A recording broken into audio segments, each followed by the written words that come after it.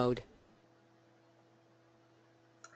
Hello everyone, and welcome to the third of our four webinar series on trauma-informed case management services.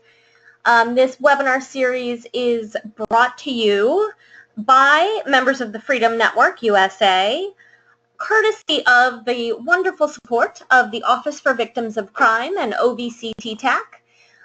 They have supported this webinar series and follow-on chat sessions in order to bring additional information and support to providers working with trafficking victims throughout the United States. We hope that you have had a chance to review the previous or join us for the previous two webinars and chat sessions, and know that this third session is going to be amazing and helpful to you. I am Jean Brueggemann. I'm the Executive Director of Freedom Network USA. Coming up on my 1-year anniversary here with the Freedom Network. So I'm very excited to be with all of you here today to learn more from Sulan and Christy. And now I'm going to turn it over to Amy Fleischauer from the International Institute of Buffalo. Amy? Thanks, Jean. Hi, everyone. Thanks again for joining us. I just want to take a moment to thank our presenters today who are going to be focusing the third installment on trauma-informed case management planning. Suzanne Chang from Mosaic Family Services and Christy Cho from CAST, and they'll be talking in a moment a little bit about their organizations. In the meantime, I wanted to review how this webinar series is set up. The webinars build on one another, so we very much hope that you are able to listen in to our previous two content-based webinars and live chat sessions. Today's session will be really focused on information. So although we're happy to receive your questions in either the question or chat options of your toolbar, we will only answer those questions if they're trying to clarify something quick for the presenter just spoke about. So for instance, the presenter is mentioning an acronym several times and you're not sure what that acronym stands for, that would be something we would answer right away. However, if you want the presenters to expand on something, or you have some information from your own experience to add, we'll also happily take those questions in the question or chat box, but we're going to be answering those and utilizing what you've shared with us in 2 weeks during the live chat session. You can also submit questions after today, and that information will be at the end of the webinar to email those in if those questions or that information you have to share comes to you after the webinar is over.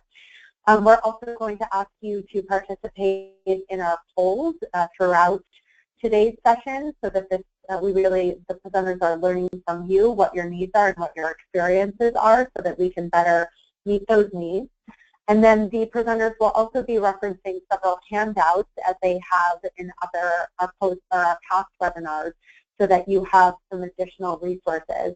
And you can find those in the handout part of the toolbar. Our objectives remain similar to those in the previous webinars. We want to make sure that this idea and these concepts and principles of trauma-informed care can be infused to every part of the services that you are providing to those that you're working with, who are mostly survivors of crime. And we want to focus today, again, on infusing the principles of trauma-informed care in a practical way throughout your plan for case management. Again, very focused on practical ideas. And also want to identify the common challenges, again, as we have prior to implementing those trauma-informed care solutions and help you overcome those challenges. There's a lot of research out there, and there's a lot of papers that are written that identify the principles of trauma-informed care with slight variation. but for the purposes of this webinar, we are identifying these principles as you see on the screen. So please know that you might see variances in different publications, but for the most part, they really are centered around the 6 that you're seeing now. And with that, I'll hand things over to Sulan to introduce herself a little bit more and her organization. Hi, this is Sulan with Mosaic Family Services. I'm the Assistant Program Director of our Family Violence and our Human Trafficking programs. Our agency is located in Dallas, Texas, and we serve the entire North Texas area. We have a staff that speaks over 30 languages, and we serve both sex and labor trafficking clients. And our main goal is to empower our clients to live independent lives free of abuse through supportive wraparound services that are listed on the slide. And hi, this is Christy, a case manager and data specialist at CAST. We serve both sex and labor trafficking survivors in LA County and provide the various services and programs you see listed on our slide.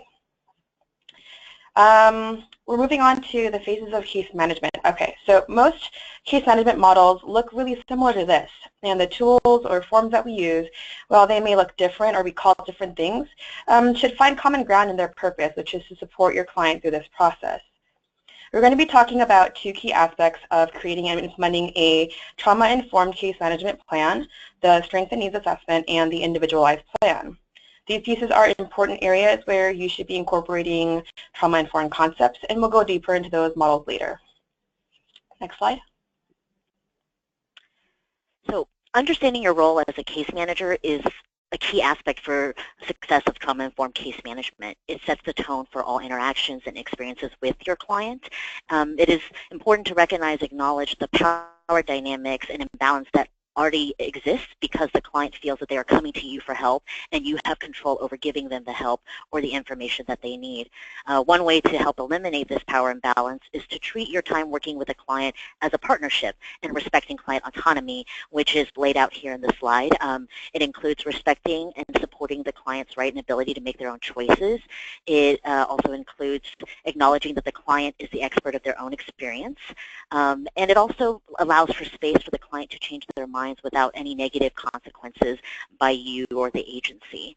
I know that each of you are sitting here thinking that, of course, we should all be doing this all the time, but I just want to acknowledge that it is very difficult to follow through in practice, and we will discuss some of these challenges later in the webinar.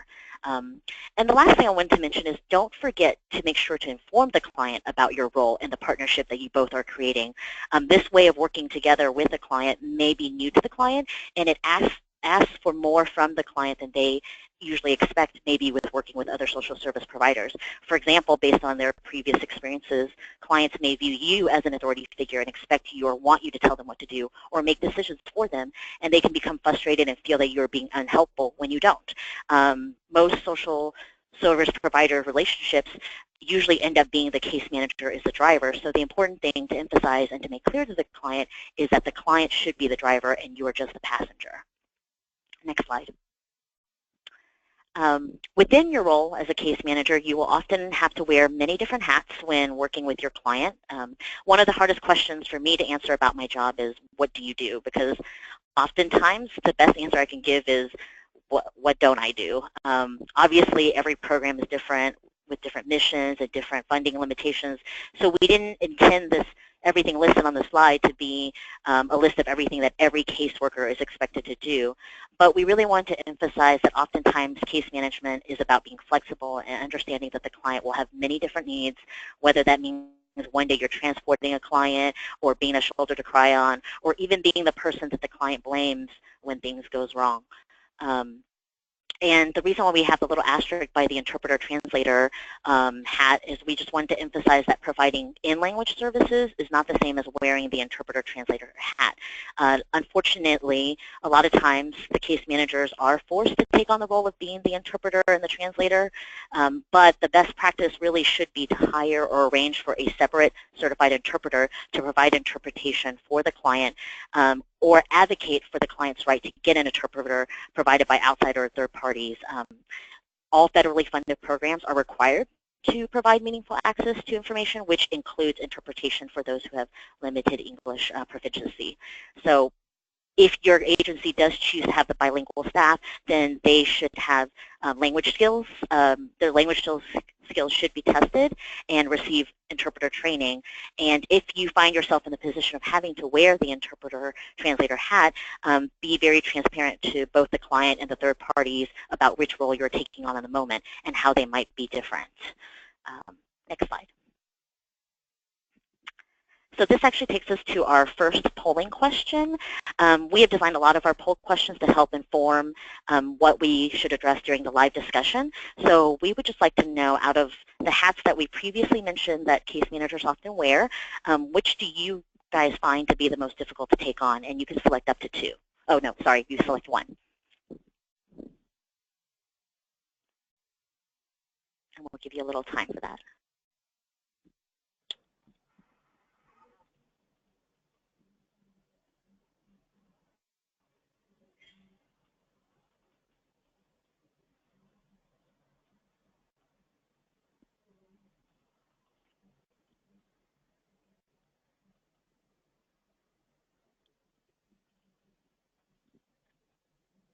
Okay, it looks like most of you guys have indicated, 42% of you guys have indicated that the scapegoat role is, or the hat is the hardest one to wear, and I completely can identify with that. And what we'd love to know is why, and maybe bring some of those challenges that come along with wearing that scapegoat hat to the live discussion that's going to happen in 2 weeks.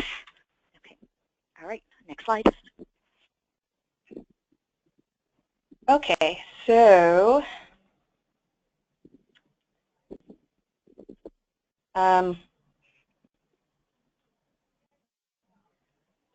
okay, so one of the first things that we do. We're just trying to work on this. Sorry about that. It's okay. I can just keep talking. Well, one of the first things that we do is we engage our client. You know, this is where we start building trust and laying down the groundwork for the case management process. In the slide that you cannot see right now, we have highlighted in totally not the slide, but we've highlighted the stages of change and the motivational interviewing. These are the trauma-informed models that we wanted to focus on today, and we brought them up here because, you know, engaging the client, that's where it all starts. The initial meeting, the skeletal plan, the first 30 days, I mean, like whatever your engagement process looks like, you can use both or either of those models to engage your client. The next slide is our helping versus empowering chart.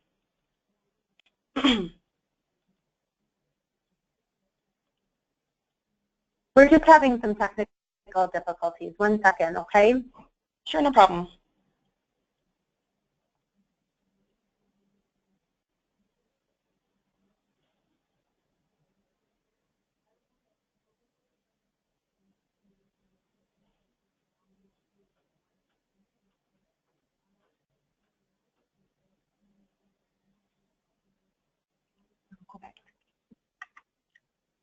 Can we go back? There we go.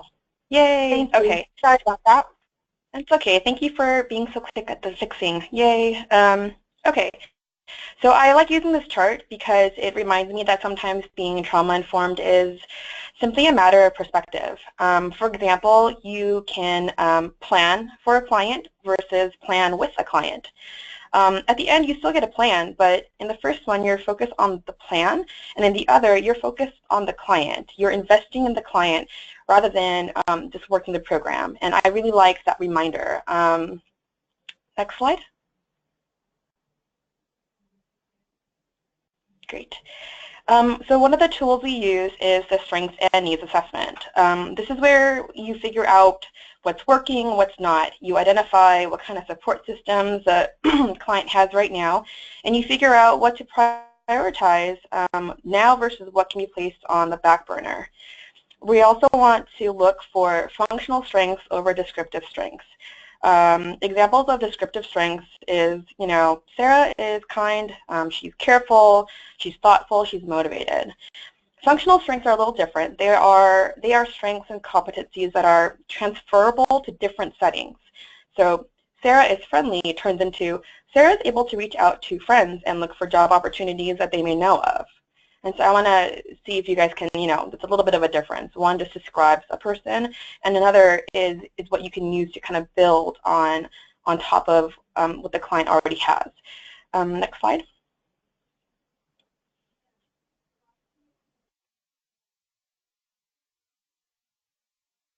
So the information that you gather from the Strength and Needs Assessment should be used when working with a client to create an individualized service plan.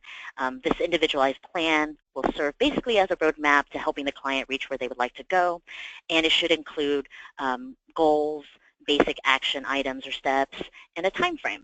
It should be a living document that is reviewed regularly with the client and can be easily changed and updated throughout the case management process. The plan should be tailored to each individual client's needs and priorities rather than what you or your organization and or your funders think are the most important needs. And I know that that can be a challenge, so we will obviously address that later in the webinar. And as you can see at the picture at the bottom, please avoid using cookie cutter plans where everybody's receiving the exact same kind of services in the exact same order. It is also important to set time frames but allow for extensions without making the client feel like they have failed. And we recognize that there may be some limitations for allowing for an open time frame due to funding restrictions or outside policies. For example, a certified client has to access refugee cash assistance within a specific time frame or they lose those benefits. Therefore, it is the case manager's responsibility to be transparent regarding all services, benefits, and options available and the potential consequences of missing deadlines or not accessing services within a specific time frame so that the client can make the most informed decision.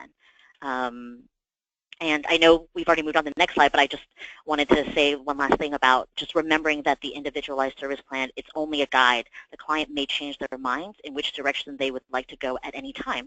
And you should expect that they will change their minds and reprioritize the plan quite often due to the stages of change process that we will be discussing in later slides. Okay, so developing goals and tasks. There's lots of ways to talk about this, but let's run through what this looks like when you're focused on being trauma-informed. You are bringing the client's voice to the forefront.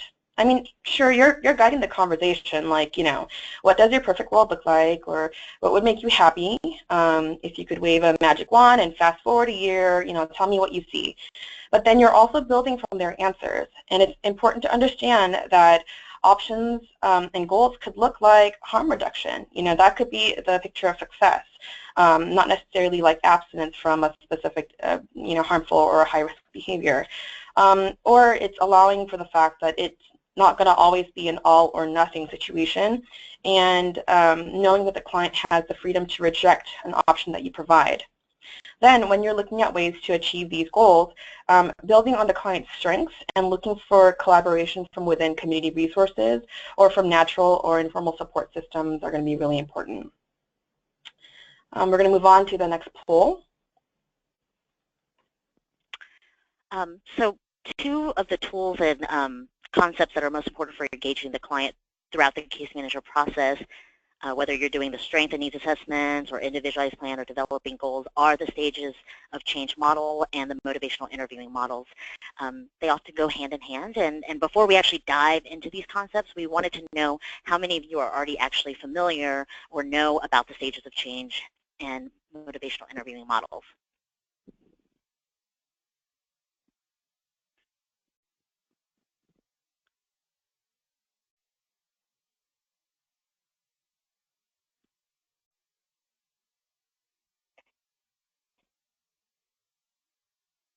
It looks like we're getting the results. Okay, so it looks like the majority of you, but it's looking about half and half. So half of you guys are already familiar with stages of change and motivational interviewing, and that's great. And hopefully the information we present not only hopefully it won't just be a repeat, but also add to your already existing knowledge about stages of change and motivational interviewing. And the next poll question we have actually is tied to those of you guys who indicated that you do know about stages of change and motivational interviewing. We just wanted to know how many of you guys actually use it in your daily interactions and work with the clients. And remember, this is anonymous, and we just want your complete honesty. So.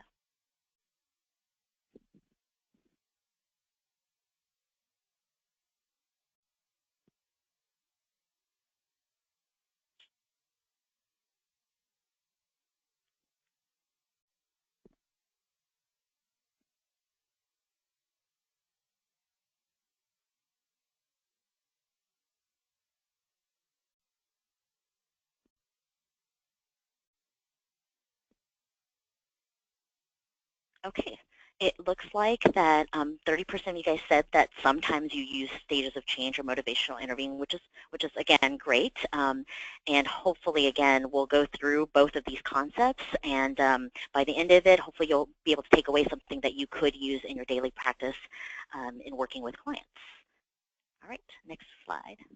I guess the other thing I wanted to mention is if you're not using stages of change in motivational interviewing, we'd love to know during the live discussion what are some of the challenges and issues with implementing it, or why are you guys choosing not to use it. So that'd be great to think about for the future discussion. So the next few slides that we're going to go through are going to be pretty content heavy about the stages of change. So we just wanted to bring in a little bit of humor and simplicity to understanding the concept of the stages of change model. And the key to take away is that you can't force lasting change on a client. And as you can see in that picture on the right, there are many steps along the way to create lasting change. And as a case manager, you just want to make sure you're on the same step with your client. Case management is supposed to be a partnership. So if you are at the how do I do it step, while the client is still at the I can't do it step, then that will not result in a very successful partnership. And trauma-informed case management is about meeting the clients where they are at and not expecting the client to come to where you are at. Next slide. In order to truly meet the client where they're at, you have to understand how to identify where the client is at in the first place and what techniques or services you could offer that would help the client in moving forward. And this is where the stages of change model comes in.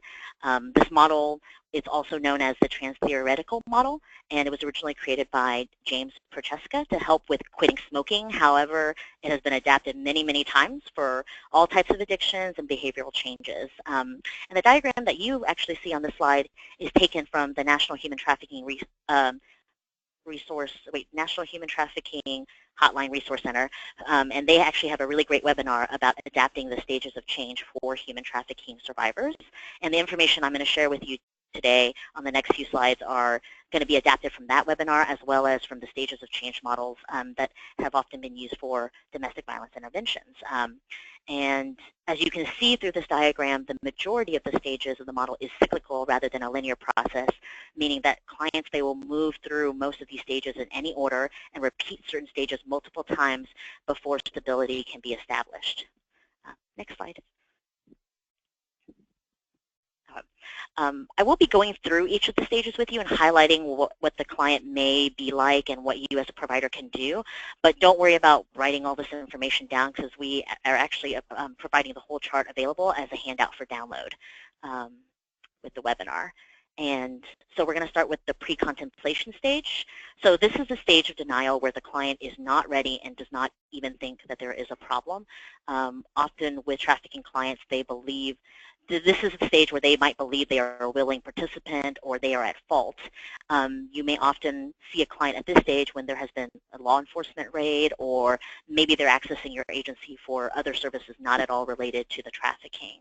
At this stage, you as a provider should really affirm that the client is the expert. So don't tell them that they are wrong about their assessment of their situation, or that they need to leave the situation, or that they are in a trafficking situation if they're not ready to acknowledge that. And then, however, what you can do is some simple things to help them see their situation from a different perspective, like just simply asking if there is anything they would change about their current situation or their current life and why.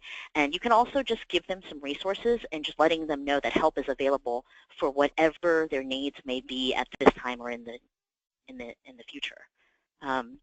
The contemplation stage is the stage of awareness, where the client is willing to acknowledge some of the negative aspects of their situation and they're considering the possibility of something different. They are still, at this point, not committed to doing anything, and they may appear to be very ambivalent or wishy-washy back and forth.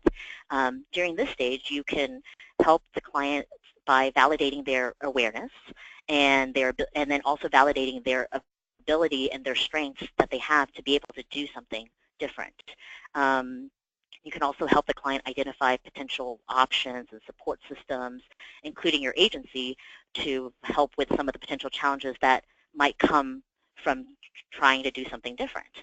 And the reason I purposely say something different is because at this point in time, a client may not even recognize that they're thinking about change or making a change. So, so that's the reason I keep using the language of something different. This is a good place to do some of the strength and needs assessment that Christy had discussed earlier. And the last thing about the stage I want to point out is this is a good place to really use positive change language.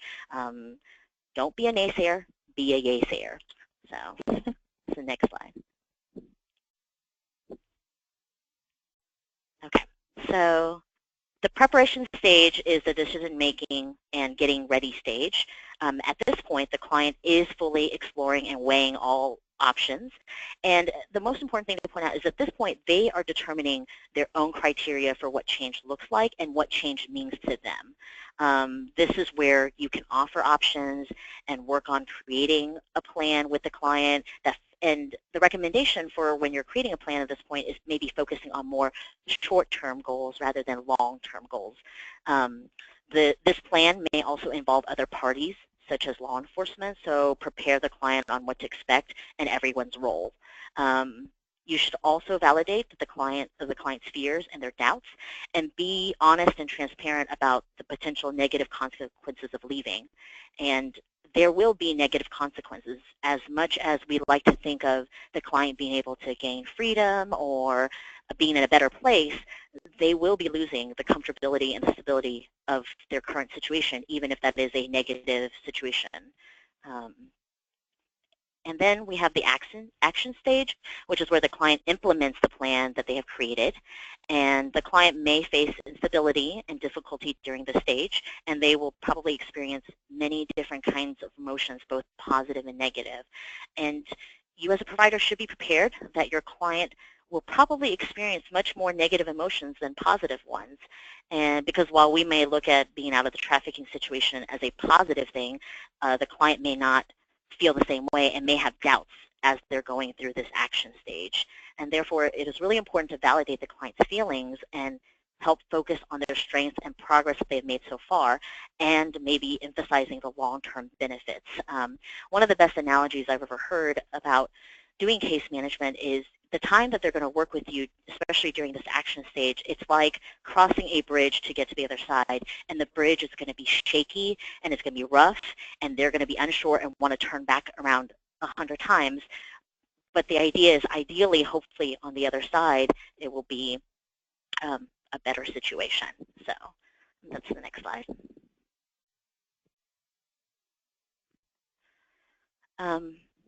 The preparation stage is the decision-making and getting ready. Oh, I'm so sorry. I'm repeating what I'm looking at, sorry. So the maintenance stage is where the client develops new behaviors and they no longer respond to triggers. They ideally are fully engaged within your program, and this is the stage that leads to ultimate long-term stability and lasting changes. During this time as a provider, you should really be providing the culturally and personally and situationally appropriate services that the client may need to continue within this stage. And you should also be working with the client on reflecting on their achievements and all the progress they've made, because it's by the time that you get to this stage, they've gone through a whole lot of progress and a whole lot of change on its own already.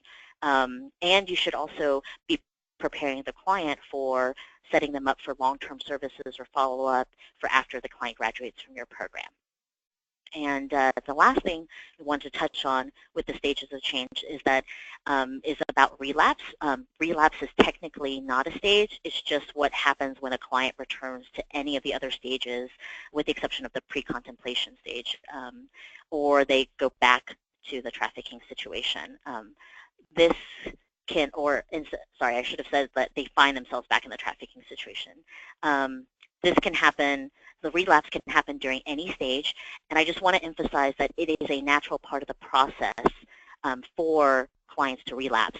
So when this happens, do not blame or make the client feel like they have failed. Usually during this, when relapse happens, is when you may most often lose contact with the client. So what you can do as a provider is just make sure to keep the door open for the client to return at any time to receive services, and just offer support and guidance and patience as you continue to work with them through the entire process again. And the last thing I'll just say about stages of change is that try to not rush the client through this entire process. Every client has to go through it at their own pace. So, next slide. Okay, so motivational interviewing often goes hand in hand with the stages of change. Motivational interviewing is a strength-based approach that highlights the individual's ability to change harmful behavior. It was initially created as a clinical model to address substance use, but it's evolved to be a widely disseminated method to stimulate motivation that anyone can learn to use. You don't need to be, you don't need to have a degree or a clinical degree to use motivational interviewing. I really like this quote from SAMHSA because it helps me understand why motivation and intrinsic motivation is so important. It says, motivation is not static. It is dynamic, intentional, purposeful, and positive directed concept towards the best interest of the self. So this kind of is rooted in a lot of the ideas on how, you know, sometimes a negative behavior or like a unhealthy behavior, at one point it was the best interest of the self, either as a protective measure that became a negative behavior. So I just wanted, that's like a good reminder for us on where we need to come from. Personally, I believe that motivational interviewing works as a great model for, I mean, nearly every population I've worked with. It really aligns with my professional philosophies and provides a great framework in which we can roll out trauma-informed interventions. Unfortunately, we can't get too deep into motivational interviewing. We're going to focus most on the relational components of motivational interviewing, which is the spirit and the principles, but we'll be able to touch on the technical pieces of the micro skills as well. Next slide. So the spirit of motivational interviewing is meeting the client where the client's at. You're going to hear a lot of common themes here, you know, collaboration, evocation, and autonomy. This platform is one of cultural humility. You know, it's where you should be coming from for every client that you work with. The client is the expert, and they are the central point around which you and all the other service professionals like orbit, providing options and support as needed, but not at your discretion, but the client's discretion. The client has the right to self-determination, and the motivational interviewing spirit honors that. Our role is to evoke or bring to mind all the different resources, strengths, and skills the client has at their disposal. In contrast, if you look at the opposite side, it's coming from a position of cultural arrogance. I know more than you, I'm in a better position than you, I have more power and knowledge than you, so you're going to do what I say when I say it. What's scary is that you know, we actually do this to our clients like all the time. We just do it really nicely because we're social workers and we're really helpful. See what I did there? Just kidding. Well, when we flip into this kind of mode, our clients are really the ones to point this out. Again, like how Sulan had pointed out, there's a power differential that can be easily kind of slipped on if we're not being mindful. So please be mindful of what spirit you're kind of emoting to your clients. Moving on principles. This helpful chart, I seem to use a lot of charts, by the way, which for me is just, I guess, the way that my brain works. But anyways, this chart outlines the principles of motivational interviewing and their ultimate goals. The first one, express empathy in order to build rapport. It's simple enough. The second principle is to develop discrepancy in order to elicit from the client pros and cons, and that's the critical piece there.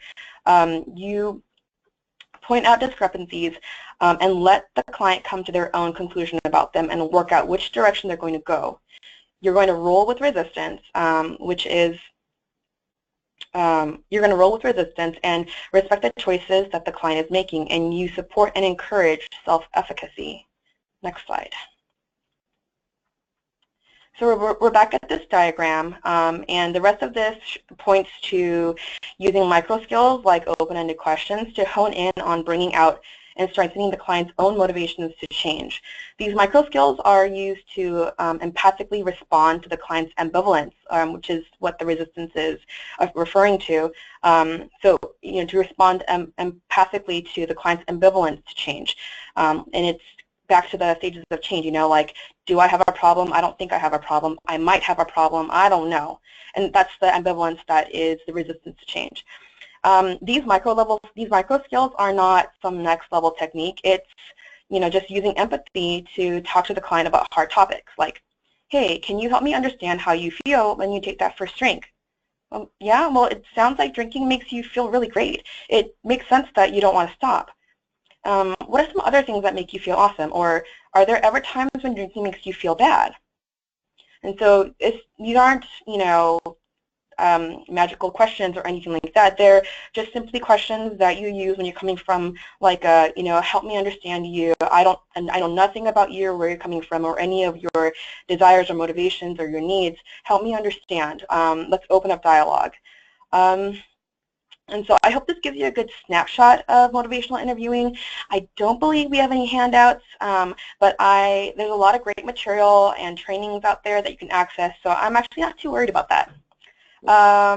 Ultimately, we wanted to showcase stages of change and motivational interviewing because of how well they incorporated trauma-informed concepts into a really flexible framework that's useful at every phase of case planning. Next slide.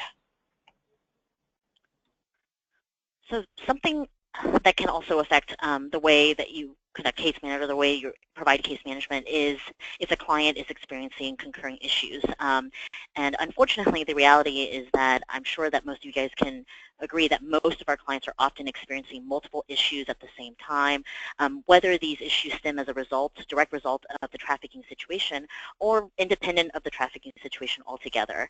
Some of these concurring issues are listed out here, such as the dual diagnosis of the substance abuse and the mental health, or clients having criminal histories or backgrounds, clients experiencing domestic violence, either with the trafficker or outside of the trafficking situation, or experiencing the trauma from sexual assault.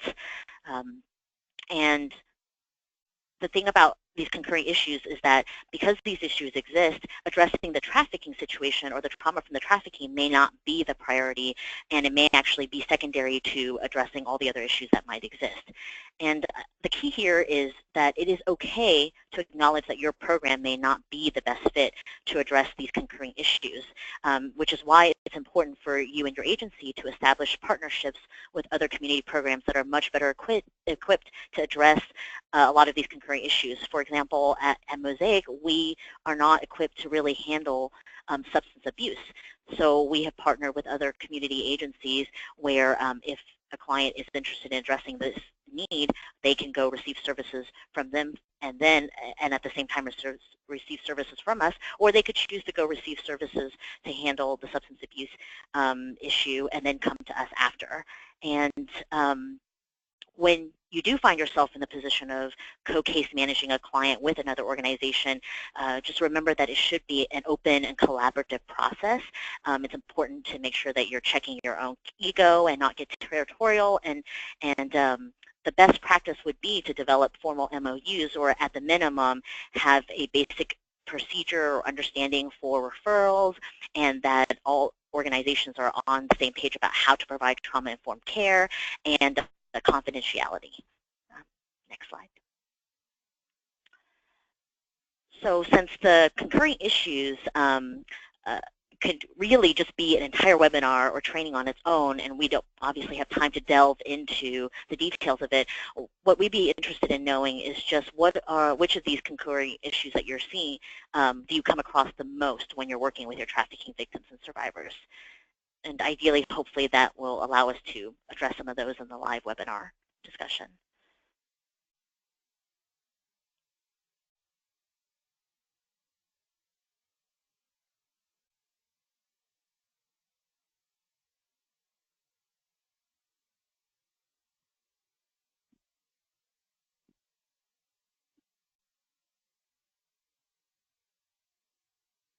Okay, so I think that you guys are experiencing the same things that we're experiencing here at Mosaic, which is we often do see that with trafficking survivors, there's overwhelmingly a lot of them also experiencing substance abuse and having mental health issues. So I think this will lead to a really great conversation, and we would love for, as you're submitting questions or when you guys come to the live chat, to really bring some of those specific challenges and questions that come along with these concurring issues, and so that we can tackle them together. So, next slide. So now we are going to be covering some of the challenges and lessons learned regarding trauma-informed care case management. Next slide, please. As I mentioned at the beginning of the webinar when talking about the role of the case manager, respecting client autonomy is the key. But I don't know about you guys, I find it much harder to do in practice because it sometimes feels counterintuitive or against our desire to help. And oftentimes people who do trafficking work, they want to save or rescue the clients. And that often comes with opposing our ideas of what's best or ideal for the client. So, you know, please avoid the savior complex. It really should be a partnership. You aren't rescuing or saving the client. The other thing about respecting client autonomy is that it really requires you to practice cultural humility, as Christy had already mentioned. And this means that you're checking your own bias and having to put aside your own judgments and what you think is best for the client. You want to avoid ever making a client feel that you are mad at them or that you feel they've made the wrong decision or that you are upset with them for not going in a certain direction. Another challenge with respecting client autonomy, and I think we all experience this, is when the client exhibits positive or loving feelings towards the trafficker. And I think the thing to acknowledge about this is that this, again, it's natural for the client to have these kind of feelings, considering the fact that oftentimes their relationship with the trafficker is more than just a trafficker and victim relationship. Sometimes the trafficker can be a family member, sometimes the trafficker can be a romantic partner, and it is also natural during the time that they were in the trafficking situation, they may have developed a bond towards the trafficker. And so the important thing is don't blame the client for having these feelings, and acknowledge and validate these type of feelings, and have an honest discussion with your client about how these feelings may or may not impact the case management process. Be honest about what the limitations of your program and what your program will allow or not allow in fulfilling some of the requests they might have tied to these positive or loving feelings. For example, I imagine it would be difficult for a program to work with a client that expresses that they want to contact the trafficker or is still contacting the trafficker. The other thing we wanted to point out is that oftentimes clients, they can come across as being difficult or uncooperative or indecisive, and that we really wanted to point out that that really is a perception versus trying to figure out what's really going on underneath. A lot of times, for example, part of respecting client autonomy is if they're not interested in a particular service or they reject a particular service, you want to honor and respect that. And you may think of the client as being difficult or uncooperative, or they just don't want to work with a program, but maybe it's worth looking into and figuring out why is it that they might be rejecting the service. Maybe, for example, they may not want to pursue employment because they don't want to face rejection, or they don't feel like they have the qualifications. And they might not directly tell you that. They may just say, I'm not interested in finding a job, and you might think, well, she doesn't care about finding a job, but the reality is there might be a much deeper level of reasons why they are not interested in particular services. And as caseworkers, our role is really to figure out what's really going on and hopefully addressing those barriers and the underlying reasons for why they may come across a certain way. The other thing I really wanted to mention, a couple of things I want to mention that's not necessarily on the slide, is that it may also be difficult to respect client autonomy because, especially when you're taking what funders and organizations are asking for, because a lot of times funders and even your own organizations, they have specific ideas of what success should look like with your clients or want you to meet certain requirements or hit certain goals. And so I think, you know, sometimes it's really hard to get around that. And so the best thing I can say is, you know, as a social service provider, you can maybe do your best to really explain or frame what success should really look like with a client, with your funders. I think it's our role to educate our funders about what success might mean and what for a client and how that might look different than what they expect. And I just wanted to point out this picture. Hopefully you guys find it to be humorous, but this is actually a challenge that I've seen a lot happen with and I've gone through the same thing myself when trying to practice client autonomy, especially if it's your first time really trying to respect client autonomy and empower the client. A lot of times people think the answer is having a hands-off approach, or empowering a client means that they need to do things by themselves, or they have to take care of everything by themselves. And what I just wanted to emphasize was that empowering the client and respecting client autonomy does not mean that you are removing yourself from the picture altogether. Rather, you're just readjusting your role to be more of a guide and support, rather than bringing back to the analogy from the beginning, you're no longer the driver. Really trying to change to provide trauma-informed case management means that you are removing yourself from the driver role, if that's the role you were in, and really putting yourself in the passenger role and letting the client be the driver. But you are still there. You're still in the car. You're still helping, and you're still providing guidance if needed. So next slide. Oh, and the other thing we wanted to include in here when talking about difficult or uncooperative, or clients that are get angry at you or mad at you or anything like that, is we just wanted to include the feeling wheel, because as you can see, the client may be on the surface feeling one emotion, but you can obviously see that, being mad and then presenting as mad could mean a whole lot of different things and feelings that they're feeling underneath. So we just wanted you guys to have that. Okay. I also want to mention that one of the best pieces of advice that I received from a training was that the client does not owe anything for the services they receive from your agency. And that refers not only to money, but also to the attitude and emotions, such as appreciation and gratitude. It's nice to have, but if you come to expect it or believe that the client should reflect those sentiments, that creates that imbalance of power again. Mutual respect, yes, but the client does not owe the provider any kind of appreciation or gratitude. Just also putting that out there.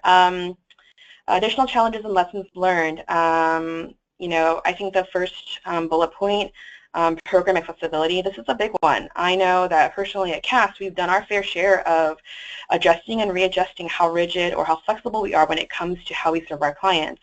I mean, certain populations have a larger need for flexibility because their needs may be more widespread, or their needs may not be as well known. I'm kind of speeding through the bottom parts.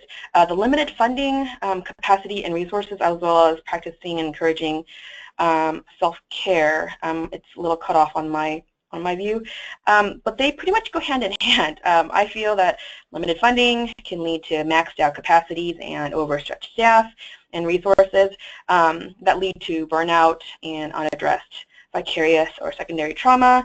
Have I just described every nonprofit organization on this call? Maybe. The lessons learned, well, one, collaboration is king. Not one agency can do all, be all for every client. And so being able to reach out and hold hands with other community members or resources or organizations is going to be king. Like what Suzanne said, get those pathways going, get those referral processes going.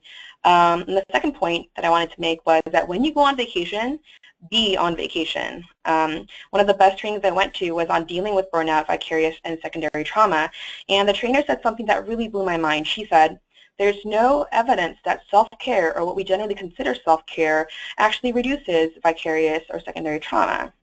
What reduces vicarious and secondary trauma is, ta-da, being away from the source of the vicarious and secondary trauma.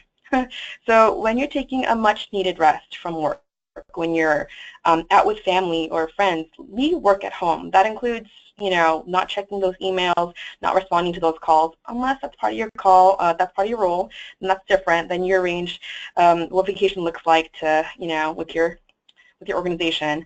But generally, when you're practicing self-care, make sure that it's not tied to your work, that you're cutting yourself off and you're giving yourself a complete break from what you're dealing with at work. Next slide.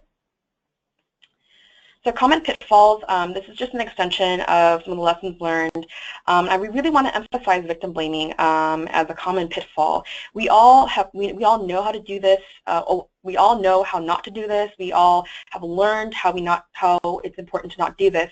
But you'd be really surprised at how often it may come out in the types of words we use. For example, this is me like every day. I start out a sentence with, well, why did you, and then ... like fill in your blank, right? And just that phrasing of why and then you, and it's like you're automatically putting the client on the defensive on justifying their behavior or rationalizing why they did.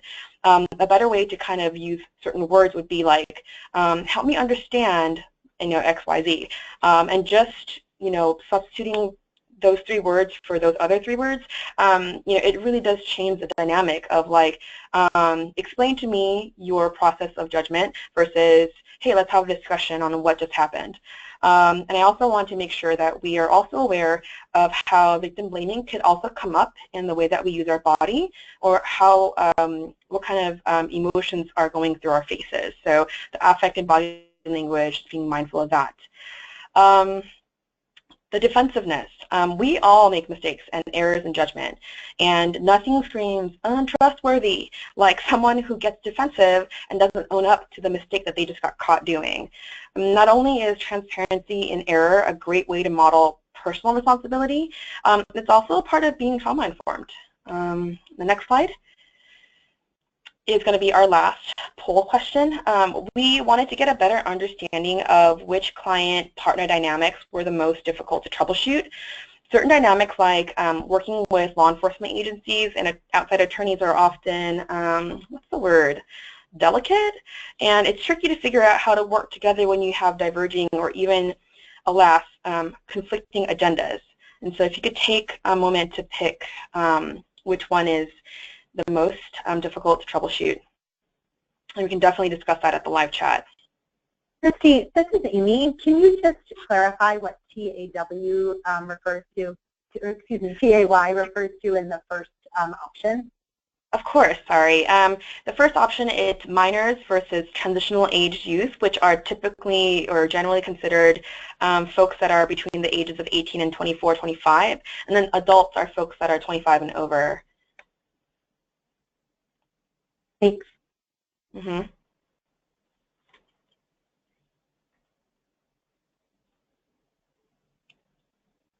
Yeah, okay, so it looks like working with minors versus K versus adults and the competing, conflicting interests or the top dynamics. I am definitely looking forward to talking about this at the live chat. And hopefully you guys will bring up, good issues that we can kind of like really grind through. Totally looking forward. Okay, next slide. So we're getting close to the end, so we just want to discuss some next steps to help you guys all prepare for the for either the live discussion webinar or just in the future if you wanted to take these steps. Next slide, please. So what we would like for you guys to do between now and the next live webinar chat is to take the time to reflect and review your own program's case management plans and procedures and, determine if they align with the principles or the information that we laid out today in today's webinar. We also wanted to have you guys complete the trauma-informed organizational survey, and that is actually provided as a handout for download. And that could be done with you or other staff members in your organization. And then we also wanted to have you identify your agency's potential barriers to providing trauma-informed case management to discuss during the live chat.